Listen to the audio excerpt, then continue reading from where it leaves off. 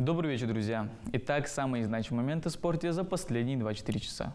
Ингушские спортсмены завоевали золотую и серебряную медали на соревнованиях по всестилевому карате в рамках 16-х Всероссийских юношеских игр боевых искусств в Краснодарском крае. На первую ступень пьедестала в весовой категории до 42 кг среди спортсменов 12-13 лет поднялся Рамазан Гагиев.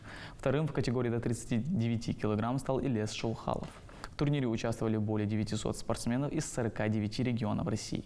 Соревнования проходили с 11 по 14 сентября в городе Анапа.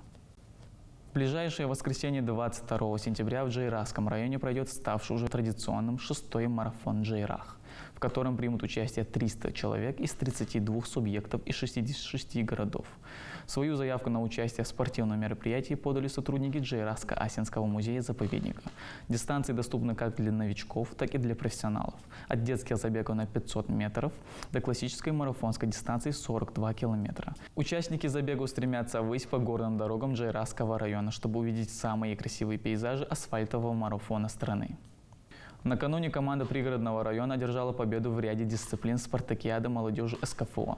Состязания проходили в Северной Осетии. Организаторы – Духовное управление мусульман республики, Фонд поддержки исламской культуры, науки и образования и Координационный центр мусульман Северного Кавказа. Соревнования по поднятию гири проходили в двух весовых категориях до 85 кг и выше. В первой категории победил Хабиб Накастхоев. В весе свыше 85 кг первенствовал Исрапил Даурбеков. В масс-рестлинге занял первое место Исрапил Даурбеков до 100 кг, а Аслан Газиков и Ислам Чахкиев заняли первое и третье места в категории свыше 100 кг. Зрелищным моментом спартакиады стало перетягивание каната, где команда пригородного района заняла первое место, а Эльхотова и Алаги разделили второе и третье места соответственно. Ингушский полузащитник рижской футбольной школы Адам Мархиев забил шикарнейший гол в ворота Даугавпилса. Красивейшим дальним ударом он попал в девятку ворот соперника.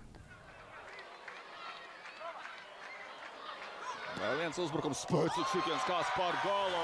Ādams Markījevs. 17. minūte. Ir aizdomas, ka šovakar RFS centīsies priecēt līdzutējus ar skaistām darbībām, ar daudz gūtiem vārtiem. Redzam, Lukas Silagāzes. Его команда в итоге выиграла со счетом 4-1. Адам провел на поле 60 минут, после чего его сменил Седрик Уадио. Это второй гол Мархиева в сезоне. Также в его активе 3 результативных ассиста. Это были все спортивные новости на сегодня. Спасибо за внимание.